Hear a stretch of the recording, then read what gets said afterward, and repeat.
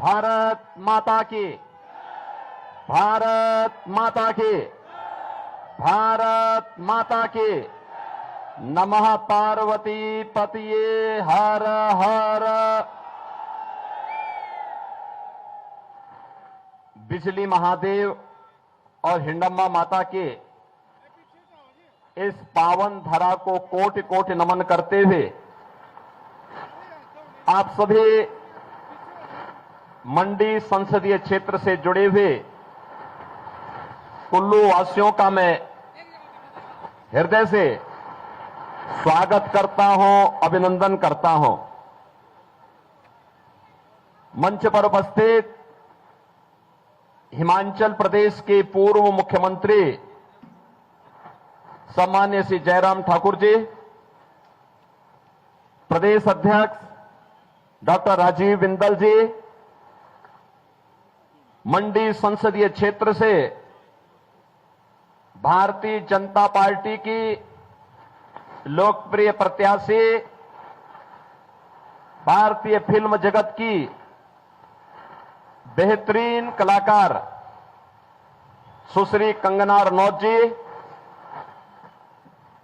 पूर्व मंत्री और प्रदेश उपाध्यक्ष श्री गोविंद ठाकुर जी, माननीय विधायक श्री सुरेंद्र शौरी जी, पूर्व सांसद जिनके साथ मुझे भी संसद में कई बार रहने का अवसर प्राप्त हुआ, ऐसे श्री राजा महेश्वर सिंह जी, पूर्व प्रत्याशी कुल्लू श्री नरोत्तम ठाकुर जी, जिलाध्यक्ष कुल्लू श्री अरविंद चंदेल जी, महिला आयोग की पूर्व अध्यक्ष श्रीमती धनेश्वरी ठाकुर जी, पूज्य संत महामंडलेश्वर स्वामी राम शरण जी महाराज, मंच पर उपस्थित भारतीय जनता पार्टी के हमारे सभी पदाधिकारीगण और भारी संख्या में कुल्लू में उपस्थित मेरे सभी उपस्थित बहन और भाइयों, देवभूमि और वीरभूमि दोनों को कोटि कोटि नमन करते हुए मैं आपका अभिनंदन करता हूं। बहनों और भाइयों, आप कितने सौभाग्यशाली हैं कि चुनाव के दौरान कितना सुहावना मौसम है। पिछले 3 महीने से हम लोग मैदान में गर्मी से झुलस रहे हैं। कल दिल्ली का टेम्परेचर 52 डिग्री था। कल गोरखपुर में 48 डिग्री टेम्परेचर था। अभिवादन करें। और जब यहां पर मैं आया तो मुझे बड़ी राहत महसूस हुई। मुझे एहसास हुआ कि वास्तव में देवभूमि, जब यहां पर मैं आया, हमारा हिमाचल प्रदेश क्यों कही जाती है। राहत महसूस हुई, मुझे एहसास हुआ कि यद्यपि मेरा जन्म भी पहाड़ों में ही हुआ है, कही जाती है, लेकिन यद्यपि मेरा ये तो प्रकृति और परमात्मा का एक संजोग होता है, लेकिन कि हम लोग ये तो चलते चलते फिर कहीं और निकलते हुए आज मुझे उत्तर प्रदेश में सेवा का अवसर प्राप्त हुआ है। कहीं और निकलते हुए जब मुझे बताया गया कि मुझे हिमाचल प्रदेश में प्रचार के लिए जाना है, जब मुझे बताया गया, मैंने कहा कंगना जी के लिए तो जरूर जाऊंगा, और इसलिए जाऊंगा कि हिमाचल की इस लड़की ने, देखिए, उसमें मीराबाई की भक्ति है, उसमें महारानी पद्मिनी का तेज है, और विरोधियों से जूझने के लिए महारानी लक्ष्मीबाई का शौर्य और वीरांगना का भाव भी है। आपने देखा होगा कांग्रेस को और उद्धव ठाकरे की सरकार को कैसे सड़कों पर ला करके पानी पिलाने के लिए मजबूर कर दिया था इन्होंने मुंबई में। तब लोग पूछते थे कि कंगना रनौत कौन है। तब यहां से जयराम ठाकुर जी का बयान आया था, कहा कि हमारी यहां की बेटी है, और अगर कोई कुछ बाल बांका भी करेगा यहां की दूर भूमि खड़ी हो जाएगी। और बहनों और भाइयों, आज मुझे आपके बीच में यहां पर उनके प्रचार के लिए आने का अवसर प्राप्त हुआ है। आज हम हिमाचल प्रदेश में मंडी में देखें, हमीरपुर में देखें, शिमला में देखें, पालमपुर में देखें, या देश के अंदर कश्मीर से लेकर कन्याकुमारी तक, कामरूप से लेकर के कच्छ तक, पूरे हिंदुस्तान को जो हम देखते हैं, एक ही नारा गूंज रहा है, एक स्वर पूरे हिंदुस्तान का है, और वह है कि फिर एक बार, फिर एक बार, फिर एक बार, और अब की बार, अब की बार 400 पार की जब बात होती है तो बहन और भाइयों, कांग्रेस चारों खाने चित्त होती है, क्योंकि वह स्वयं 400 सीटों पे चुनाव नहीं लड़ रही है। 400 सीटों पर भी अब उसको चुनाव लड़ने का अवसर प्राप्त नहीं हुआ है। तो जनता जनार्दन से पूछते हैं कि 400 पार कैसे? तो जनता जनार्दन ही कह देती है कि जो राम को लाए हैं हम उनको, क्या हिमाचल और मंडी भी इसके लिए तैयार है ना? जो राम को लाए हैं, और फिर जनता जनार्दन ये भी कहती है कि राम भक्त ही राज करेगा दिल्ली के। आप भी यही सोचते हैं ना? पूरा चुनाव अगर आप देखेंगे तो बहन और भाइयों, यह राम भक्तों और राम द्रोहियों के बीच में आकर के अब सिमट गया है। राम द्रोही वही जो आतंकवाद और नक्सलवाद का समर्थन करते हैं। राम द्रोही वही जो भारत के अस्मिता और भारत के अस्तित्व पर प्रश्न खड़ा करते हैं। राम द्रोही वही जिन लोगों ने भारत के विकास को बाधित किया, जिन लोगों ने गरीबों के हितों पर डकैती डाली, जिन लोगों ने भारत को हर स्तर पर अपमानित करने का काम किया। और राम भक्त वही जिसके लिए भारत का हित सर्वोपरि है। राम भक्त वही जो भारत की अस्मिता को पहचानता है, 500 वर्षों का इंतजार समाप्त करता है, अयोध्या में रामलला को विराजमान करने के लिए अपनी पूरी ताकत लगा देता है। और जो आपके पूर्वजों का संकल्प था, यही संकल्प होता था। यहां के पालनपुर में 1989 में पहला संकल्प भारतीय जनता पार्टी ने पारित किया था, और अब पारित किया था कि अयोध्या में राम मंदिर के लिए हम आंदोलन करेंगे। यही हिमाचल प्रदेश है। और आज जो संकल्प उस समय हम लोग नारों में लगाते थे कि रामलला हम आएंगे, मंदिर वहीं, यही बोलते थे ना। अब तो अयोध्या में राम मंदिर का निर्माण हो गया ना, कोई संदेह? 500 वर्षों का इंतजार समाप्त हो गया ना। 500 वर्षों का इंतजार समाप्त हुआ, और 500 वर्षों के बाद पहली बार अयोध्या में रामलला ने होली भी खेली और अपना जन्मोत्सव भी मनाया। बहन और भाइयों, मैं आप सभी कुल्लू वासियों को इस बात के लिए बधाई देता हूं, इस बात के लिए मैं आपका अभिनंदन करता हूं कि आप यहां पे विजयदशमी का आयोजन बहुत भव्यता के साथ करते हैं। आदरणीय प्रधानमंत्री जी को इसमें शामिल होने का अवसर प्राप्त हुआ था, लेकिन आज मैं आप सबसे भी कहूंगा, आज जब आप अयोध्या आएंगे, आपको एक नई अयोध्या देखने को मिलेगी। ऐसा लगेगा जैसे प्रभु राम के समय की अयोध्या साक्षात इस धरती पर आ गई हो। और अयोध्या में हम लोगों ने कैसे एक एक कार्य को वहां पे संपन्न किया है, यही तो है हमारी कृतज्ञता ज्ञापित करने का भाव। अयोध्या में अगर प्रभु राम विराजे हैं, तो अयोध्या में मंदिर में प्रभु राम को विराजमान करने के पहले वहां के इंटरनेशनल एयरपोर्ट का नाम महर्षि वाल्मीकि के नाम पर किया गया। भगवान राम जब वनवास के लिए जा रहे थे तो बहनों और भाइयों, पहली रात उन्होंने बिताई थी निषाद राज के यहां। पहली रात उन्होंने बिताई थी निषाद राज के यहां। अयोध्या में जितने भी रेल बसेरा और यात्री विश्रामालय हैं, वह है निषाद राज के नाम पर।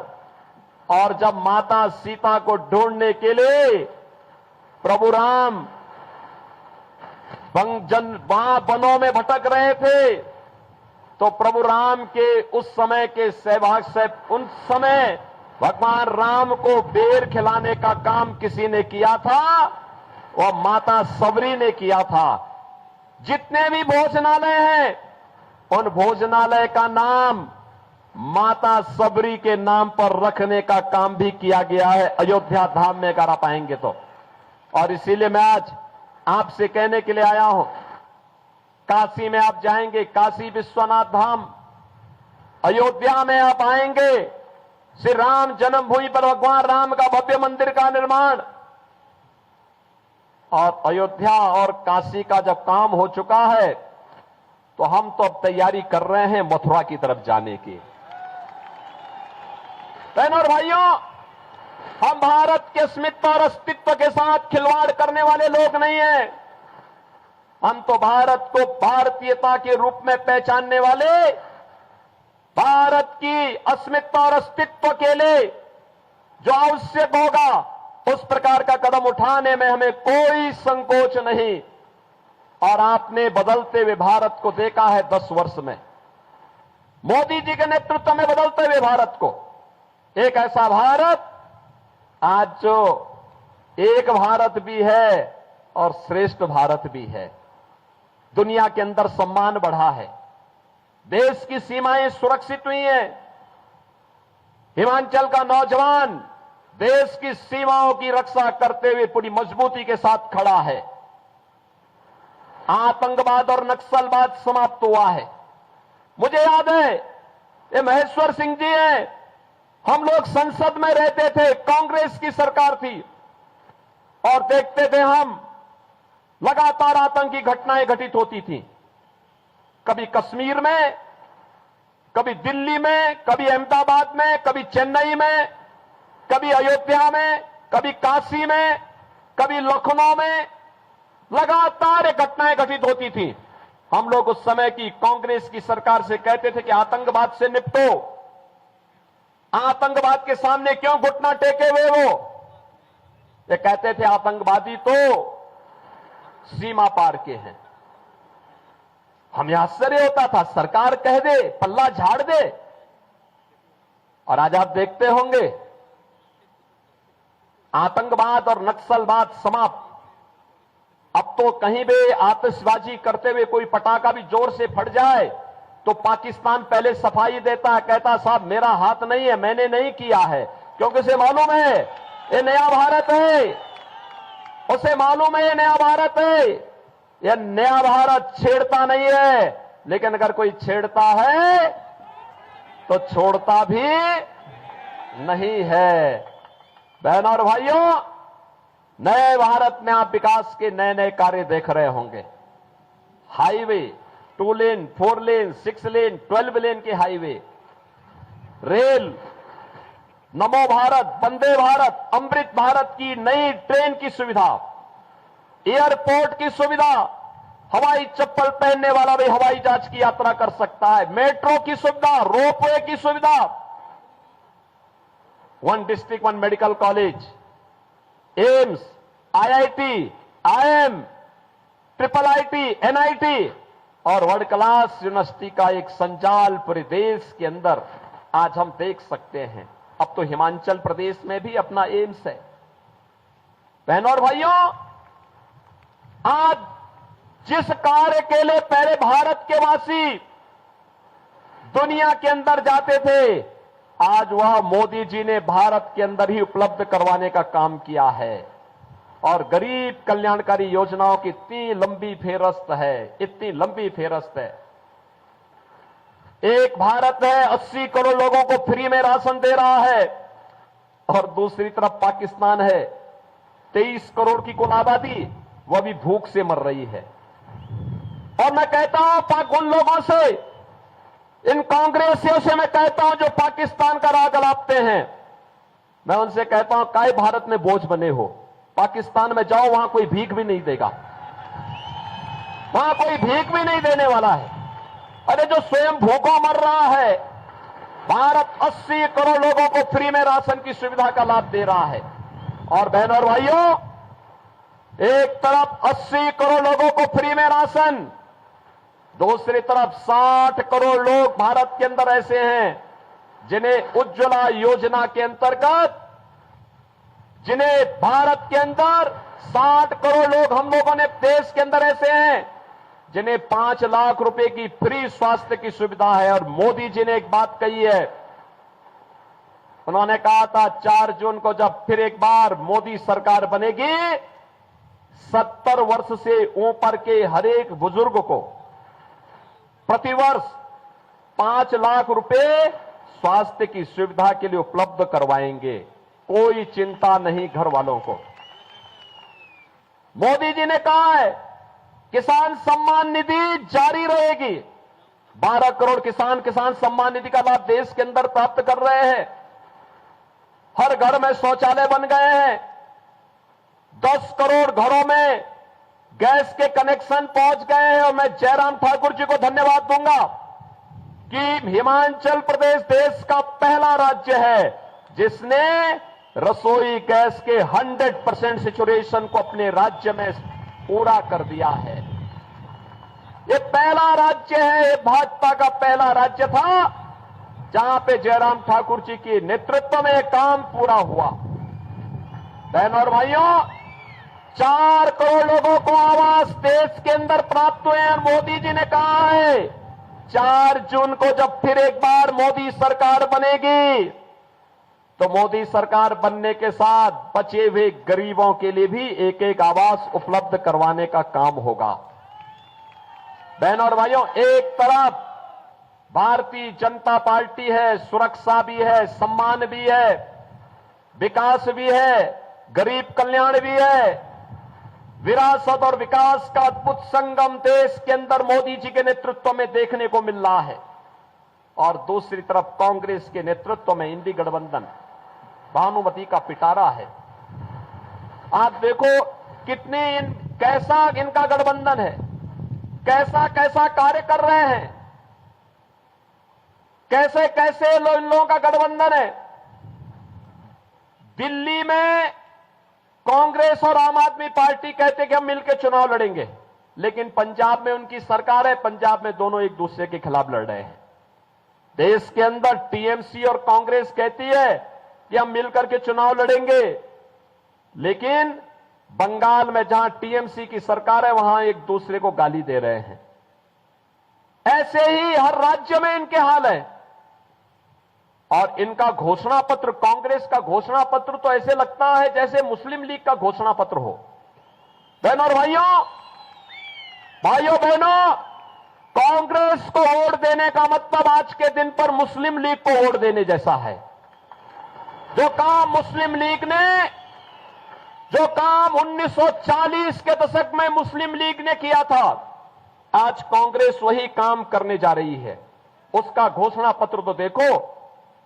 उसका घोषणा पत्र कहता है कि पर्सनल लॉ लागू करेंगे। पर्सनल लॉ का मतलब आप जानते हैं? पर्सनल लॉ का मतलब तालिबानी शासन।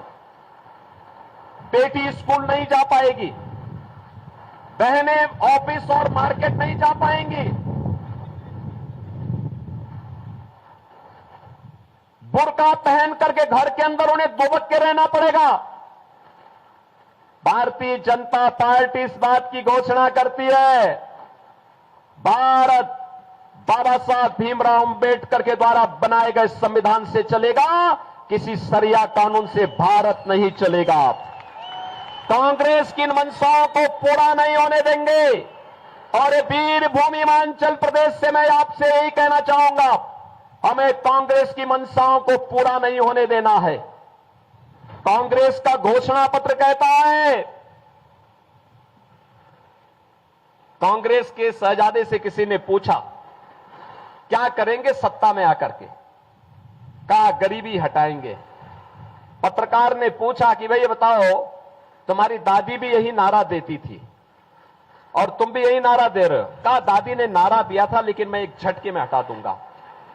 कहा कैसे हटाएंगे, कैसे हटाएंगे? उसने कहा संपत्ति का सर्वे कराऊंगा। संपत्ति का सर्वे का मतलब आप जानते हैं? पहले आपकी संपत्ति का सर्वे करवाएंगे। आपके फादर, ग्रैंडफादर ने, आपके दादा ने, आपके बाबा ने, आपके फादर ने, आपके मदर ने, आपकी मां, आपके पिता से कोई पैतृक संपत्ति आपको प्राप्त हुई है, उस पर ये वरासत टैक्स लगाएंगे। वरासत टैक्स में आधी प्रॉपर्टी ये लोग ले लेंगे, आपकी आधी प्रॉपर्टी ले लेंगे और आधी प्रॉपर्टी लेकर के फिर उसको किसी पाकिस्तानी, किसी अफगानिस्तानी और किसी बांग्लादेशी और किसी रोहिंग्या को, घुसपैठे को दे करके। अब आप सोचो, आपका 4 कमरे का घर है या 2 कमरे का घर है, आपके पिता ने, आपके ग्रैंडफादर ने बना करके आपको दिया है, उसमें से आधे में आप रहेंगे और आधे में एक किसी घुसपैठिए को रख देंगे। क्या आपको अच्छा लगेगा? क्या कुल्लू वासियों में पूछना चाहता हूं, क्या आपको अच्छा लगेगा? क्या कांग्रेस की मंशा पूरी होनी चाहिए क्या? और मैं इसीलिए कहता हूं, इनका ये वरासत टैक्स जजिया कर है, औरंगजेब का जजिया कर। औरंगजेब की आत्मा एक कांग्रेस के अंदर घुस चुकी है। औरंगजेब मुगलों का सबसे क्रूर बादशाह था। औरंगजेब, बहन और भाइयों, कोई मुसलमान भी, कोई शरीफ मुसलमान भी अपने पुत्र का नाम औरंगजेब नहीं रखता है, क्योंकि औरंगजेब ने पहले अपने भाई की हत्या की, फिर अपने बाप शाहजहां को उसने जेल के अंदर कैद कर दिया था। और कैद करने के बाद शाहजहां ने कहा है, शाहजहां की जीवनी अगर आप पढ़ेंगे, शाहजहां ने, अगर आप खुदा पक्त लाइब्रेरी पटना कभी आपको जाने का अवसर प्राप्त हो तो वहां जाइए, शाहजहां और औरंगजेब के बारे में पढ़िए। शाहजहां कहता है कि दुष्ट औरंगजेब, तुझ जैसा कमबख्त पुत्र कभी किसी को पैदा न हो। तूने जीते जी मुझे एक एक बूंद पानी के लिए तरसाया है, और तुझसे अच्छे तो हिंदू हैं जो अपने बड़े बुजुर्गों का सम्मान करते हैं और मरने के बाद भी उनको श्राद्ध और पितरों को जल दे करके उनकी तृप्ति करते हैं।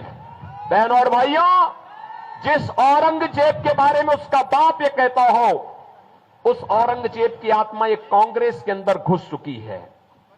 और इसीलिए मैं आपसे कहने के लिए आया हूं, स्वतंत्र भारत में अब किसी औरंगजेब को पैदा मत होने दीजिए। ये औरंगजेब है जिसने काशी में भगवान विश्वनाथ का मंदिर तोड़ा था। यही औरंगजेब है जिसने मथुरा में भगवान कृष्ण की जन्मभूमि पर मस्जिद का निर्माण कर दिया था। बहन और भाइयों, हमें इन दुष्टों को फिर से जीवित नहीं होने देना है, और इसीलिए तो हम यूपी के अंदर बहुत सख्ती से निपटते हैं इन लोगों से, बहुत सख्ती से। आपने देखा होगा, आज तो मैं जब हिमाचल आता हूं तो हिमाचल का ट्रांसपोर्टर मेरे पास आता है, कहता साहब जब से आपकी सरकार आई है, बीजेपी की सरकार आई है, हम बड़े सुकून से यूपी के अंदर जाते हैं। मैंने कहा कैसे? कहा साहब आज वहां कोई परेशानी नहीं, कोई लूटपाट नहीं, कोई पैसा हमसे नहीं मांगता। लेकिन दूसरी तरफ वहां पे ये औरंगजेब को अपना आदर्श मानने वाले जितने बड़े बड़े माफिया थे, इन माफिया को हमने एकदम ठीक करने का काम किया है। बहन और भाइयों, हमारा संकल्प था कि अयोध्या में रामलला का भव्य मंदिर बनाएंगे, वह संकल्प भी पूरा हुआ। और हमारा संकल्प था कि उत्तर प्रदेश को माफिया मुक्त करके इनको मिट्टी में मिलाने का काम करेंगे। बहन और भाइयों, आज आप देखते होंगे उत्तर प्रदेश में कोई माफिया नहीं बचा है, कोई नहीं बचा है। आपने 7 वर्ष में यूपी में कोई दंगे का नाम सुना? अब नहीं होता दंगा, कोई कर्फ्यू नहीं, कोई दंगा नहीं, बेटी और व्यापारी की सुरक्षा पे कोई खतरा नहीं। हर ओर खुशहाली है, विकास के पथ पर तेजी के साथ आगे बढ़ रहा है यूपी। और इसलिए क्योंकि हमने कहा वे जिसको औरंगजेब प्यारे है तो उसकी कब्र में ही जाओ, तुम्हें वहीं दफना देते हैं। और बहनों और भाइयों, आज यूपी में सब चंगा है, बहुत अच्छा है, कोई दिक्कत नहीं। और मैं आपसे यही अपील करने के लिए आया हूं, कांग्रेस भटक चुकी है, पूरी तरह अपने रास्ते से भटक चुकी है। मुस्लिम लीग का एक नया संस्करण के रूप में यह अपने आप को स्थापित कर चुकी है।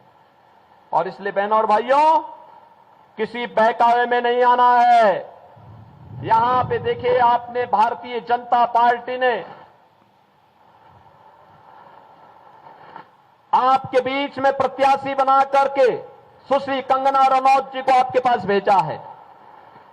देखिए, उनके पास प्रतिभा है, कार्य करने की क्षमता है, उनके पास कला भी है, और कला के माध्यम से इस मंडी संसदीय क्षेत्र को कैसे चमकाना है, कैसे आगे बढ़ाना है, ये विकास के कार्य करने की एक जज्बा भी है, कार्य करने का, आगे बढ़ने का एक उनके पास क्षमता भी है, और जज्बे को आगे बढ़ाने की सामर्थ्य भी है।